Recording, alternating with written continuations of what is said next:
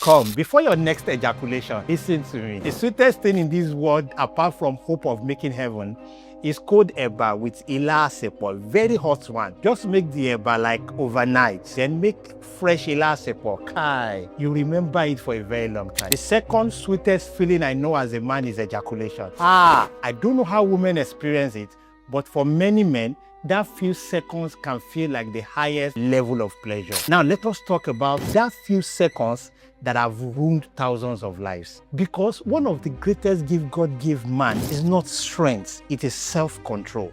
The ability to say, I am not ready. The ability to enjoy pleasure without creating a lifetime pain for another human being. Sex is not the problem. Lack of responsibility is. Because the moment a child arrives, you have automatically employed yourself for years. You are now somebody's father, whether you accept it or not. One thing that keeps disturbing me lately is how many children are entering this world without anyone preparing for them. A pregnancy happens, everybody begins to look for who to blame. Some blame the man, some blame the woman, but somehow the child becomes the one who pays the highest price. And that child did absolutely nothing wrong. That is the tragedy. There are women who intentionally trap men. There are men who deceive women. Yes, life is complicated. But today, I want to speak to us as an adult. Because children did not ask to be born. We brought them here. We hold them better. Sometimes I hear men acting shocked when a woman says, I am pregnant. Bro, are you really surprised? When you release sperm inside a woman, what exactly were you expecting? For the sperm to organize a praise worship? His biological assignment is to look for an egg. That is literally what it was created to do. Pregnancy is not always the result of carelessness, but pretending pregnancy is impossible after unprotected sex is carelessness. Before passion takes over, planning should have happened, because after pleasure disappears, reality remains. Many conversations about unwanted pregnancy focus on the mother. Very few people pause to think about the child, the innocent baby, the one who will grow up asking questions nobody can answer. Here is my father. Daddy is just a word to them. They don't have one. Imagine a 5-year-old in school. Children are talking about, my daddy bought this for me.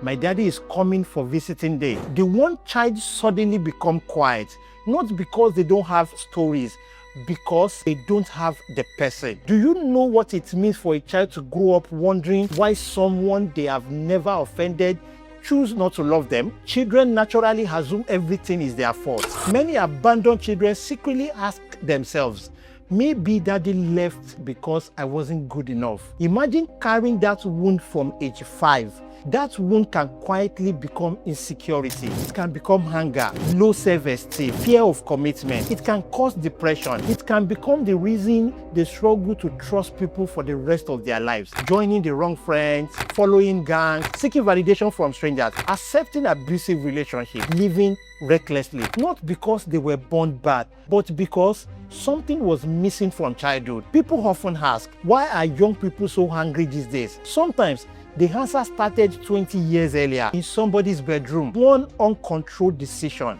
one irresponsible ejaculation, one absent parent, one wounded child, one broken generation. My father died almost 30 years ago. My mother did everything humanly possible to stand in gap after his death. She was amazing.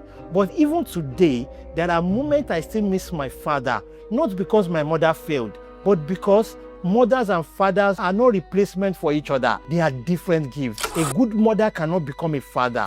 A good father cannot become a mother. Children deserve both whenever life makes it possible. Now imagine someone whose father did not die like mine. He simply chose to disappear. The pain is different. Death says, I want to stay, but could not. Abandonment says, I could have stayed. I just didn't choose you. That sentence can echo inside a child for decades. Please don't misunderstand me. This is not an attack on single mothers. Neither is it an attack on single fathers. Many of them are awesome people. Some were abandoned. Some lost spouses. Some escaped abusive relationships. Some are sacrificing everything to raise amazing children. We celebrate them. The message is not for those fighting to clean up a mess. It is for those about to create one. When children grow up without guidance, without emotional security, without example of responsibility, society eventually pays the price. Broken homes can produce broken confidence. Broken confidence can produce broken choices. Broken choices eventually become broken communities. Every responsible parent is contributing to national development, not just paying taxes, but by raising emotionally healthy human beings. Parenting is not only personal, it is a national service. I am not telling you to stop having sex. I am not your pastor. I am talking about responsibility. If you are mature enough to enjoy sex, be mature enough to handle its consequences. If you are not ready for fatherhood, don't gamble with someone else's future. A child should never become evidence that two adults lack self-control. So, what can we do? Use protection. Learn how pregnancy happens. Understand ovulation. Understand fertility window. If you are ashamed to buy condom, use delivery service or buy where nobody knows you. Embarrassment only lasts 5 minutes. Irresponsibility can last 18 years or more. Withdrawal is better than nothing, but it is not reliable enough to become your permanent plan. Most importantly, have conversation before sex, not after pregnancy. Don't assume. Agree. Plan. Think. Dear ladies, a man insisting on protection is not automatically saying he doesn't love you. Sometimes he's simply saying, I respect both our futures. And please, never believe pregnancy is a strategy to keeping a man. A child deserves to be born into love, not into negotiation. Dear men, your masculinity is not measured by how many women you can impregnate. It is measured by how many lives you build. Any man can produce a child.